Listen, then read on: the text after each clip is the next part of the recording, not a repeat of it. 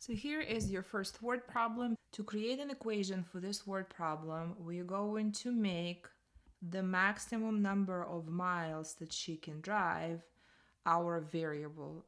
Normally, whatever you're asked for is going to be your variable. So I'm going to call it M, and M is the maximum number of miles Peyton can drive. The problem tells us that the maximum budget that Peyton can spend is $50. And that $50 that she has will consist of two things when it comes to renting a car. It's going to consist of $18.95, that is a flat fee, plus 15 cents for each mile that she drives. Now keep in mind that she's going to drive M miles, so on top of $18.95, she will be spending 15 hundredths of a dollar or 15 cents, so don't just use 15, make sure it's 0.15 per mile. Now we just have to solve this equation. We're going to remove the 18.95 to the left by subtracting it. $31.05. And then my equal sign, I'm just going to bring that down. There is no 18.95 anymore because I moved it, so all that's left on this side is 0.15 m. And now to remove 0.15 away from the m, to get that m by itself, I will divide both sides by 0.15. So this fraction here, since we are asked to round, we actually will make that into a decimal. This fraction here is 206.7333 equals, and then on this side all we have left is m. Now remember, we're asked to round down, so while mathematically this rounds up to 207, we're going to say that she can only drive 206 miles because otherwise she will go over her budget. This here is a very similar question. Chris recently hired an electrician to do some necessary work. On the final bill, Chris was charged the total of $839, and that total consisted of 304 parts. So that's just like the 18.95 in the previous question. That's a flat fee. So they just bought the parts, and that's how much the parts were. And then Chris was also charged hourly rate for labor, and that was $49 per hour. So the equation here will look like this. 839 equals, so that's our total, equals, and that consists, so the total consists of $300 flat fee plus $49 per hour. So I'm just using H here for the hour. I should have mentioned that H is the number of hours. It's easy to determine what to make our letter because the question here is asking how many hours, so that's normally what you make your variable to represent, is what you're asked for. So to solve this, we got to get our H by itself. To do that, first we remove addition of subtraction. We have addition of 300 here, so we're going to move it here, minus 300. And that leaves us, I'm going to write here now, that leaves us with 539 equals 49H. And then we got to remove 49 through division, so divide by 49. H equals 11. So that means the contractor worked for 11 hours. Here's your third question. Using the formula distance equals rate times time. This is a useful formula to remember. Often you will see it written as D equals R times T, or simply D equals RT. Distance equals rate times time. Find the distance. So find the distance. So distance is the one we don't know. Distance is our variable. covered by an airplane flying at 550 miles per hour. Now 550 miles per hour, that is your rate or speed, for 4 hours. 4 hours here is our time. So you're given the rate, which will go here. You're given the time, which will go here. And then distance is our unknown. That will stay as d. D equals rate, 550, times time, which is 4. Multiply 550 by 4. You get 2,200. Question number 4. Before I start explaining how to do this, keep in mind that we will be using the same formula here, distance equals rate times time.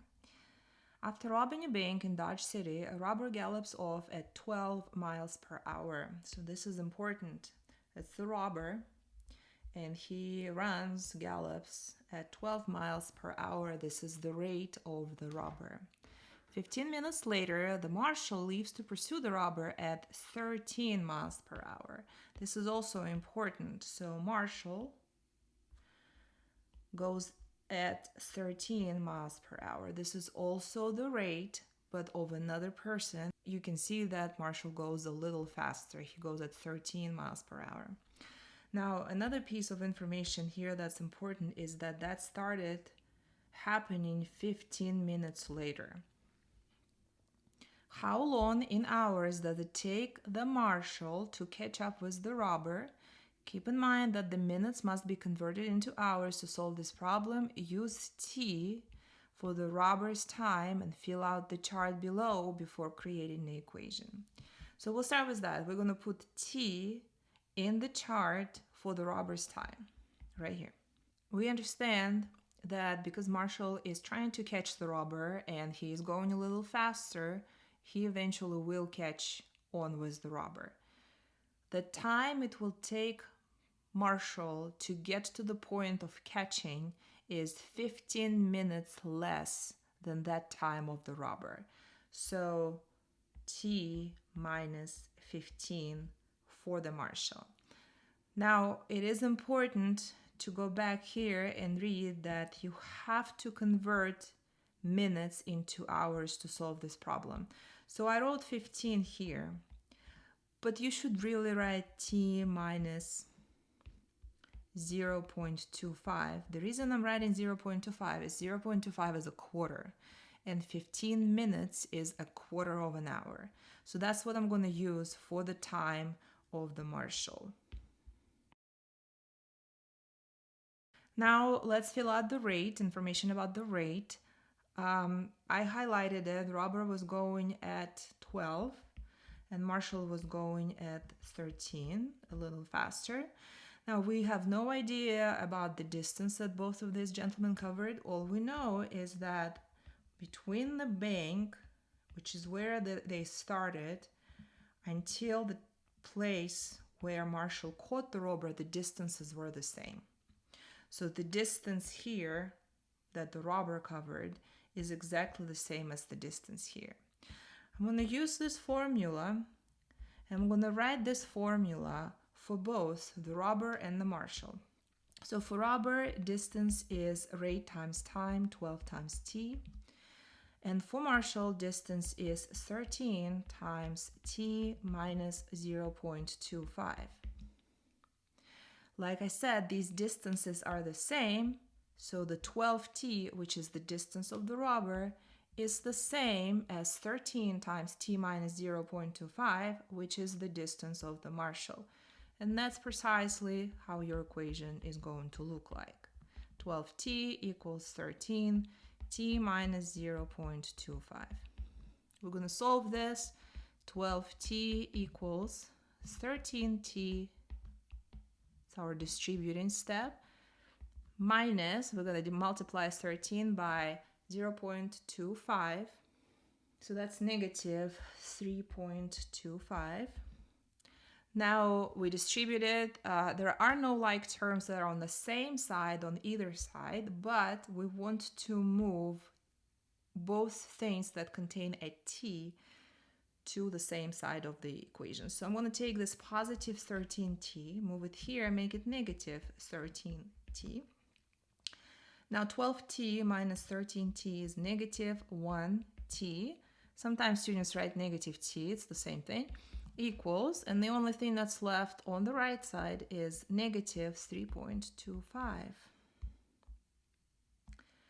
Now to get the t by itself, I will be dividing both sides by negative 1. And that gives me t equals positive 3.25. Because negative divided by negative gives me positive. 3.25 divided by 1 is 3.25. Now let's go back to our chart and see what is it that we found. We found t, right here, found t, and t represented the time of the robber. So the robber was running for 3¼ hours. I want to read the question again.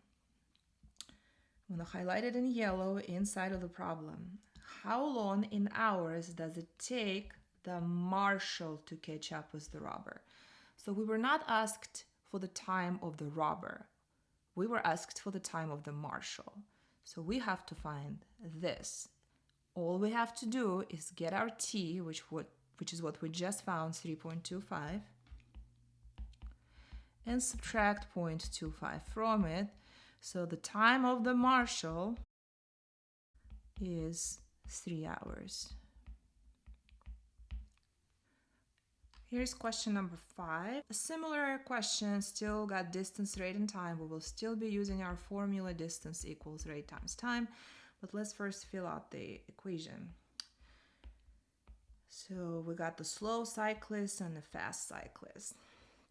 A common mistake here is to fill out the distance cells with 80, because students see 80 miles and they think, oh, well, the distance is 80. It's not quite 80. Here's why. You have two cyclists and they go towards each other.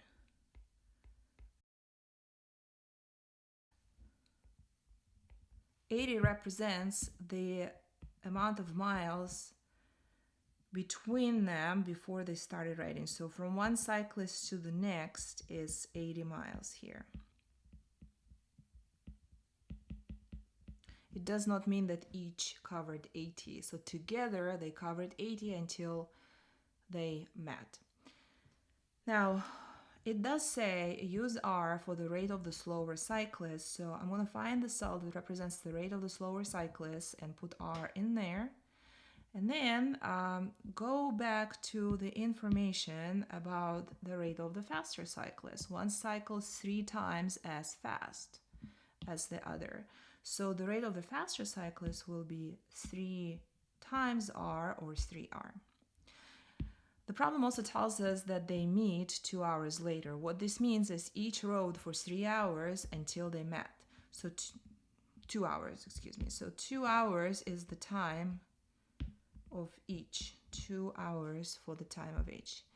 Now I will put D here and D here. We don't know how much distance each covered. We don't have that, but I will write this formula for each cyclist. So distance equals rate times time, so R times 2, or 2R, and distance equals rate times time, which is 3R times 2, or 2 times 3R. I'm simply writing time times the rate, which is the same thing. Now we're going to take the distances of both cyclists. We're going to add them together, and that should equal to 80 miles, because together they covered 80 miles. So 2R plus, I'm going to multiply these, 6R equals 80. That's 8R equals 80. And then finally, to get rid of the 8, because it's attached to R through multiplication, I'm going to divide by 8. And get R equals 10. Let's go back to the chart. What does R represent? What is it that we found? R represents the rate of the slower cyclist. The question here is asking what is the speed of the faster cyclist. So faster cyclist was going 3 times as fast, which means our answer is 3 times 10, which is 30 miles per hour. And here is the final question, question number 6. The length of a rectangular garden is 8 feet longer than its width. If the garden's perimeter is 188 feet, what is the area of the garden in square feet? Remember that area is length times the width. So we have a rectangle here. That's our garden.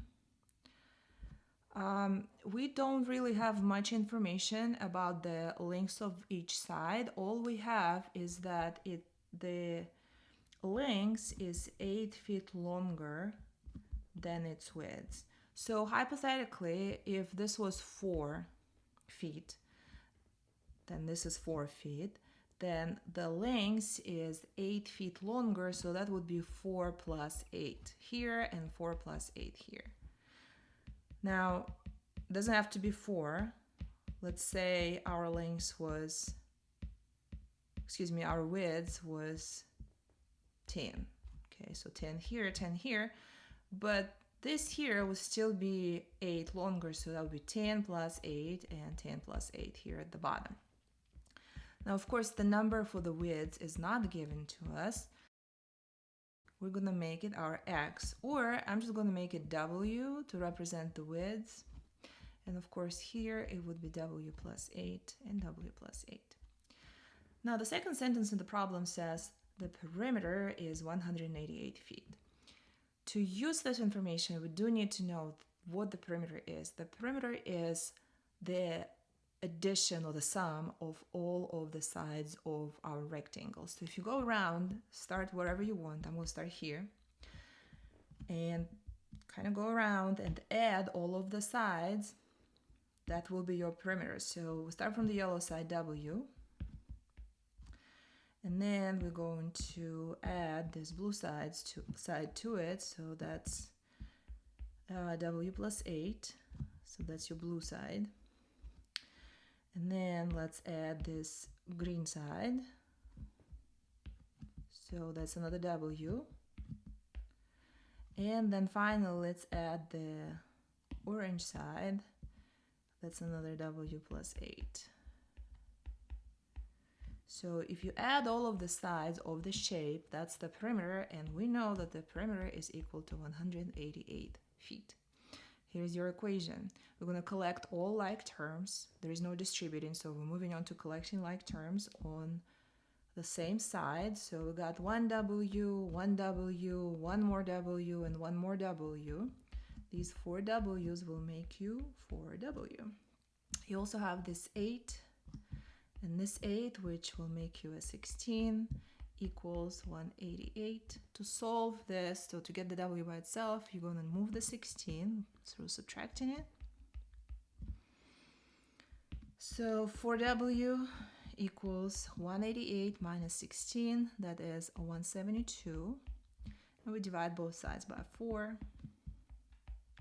to get W equals 43.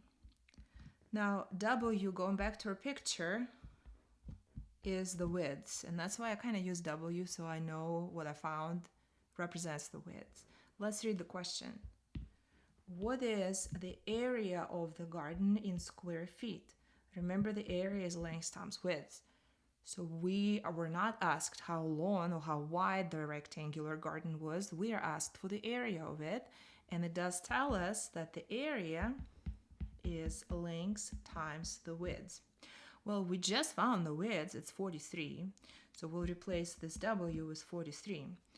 What are we going to replace length with? Well, the problem tells us that the width plus 8, right here, represents the length. So length is 43 plus 8, which is 51.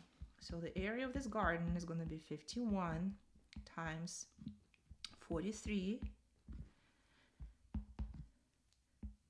2,193, and that is your answer. And that completes 1.2b.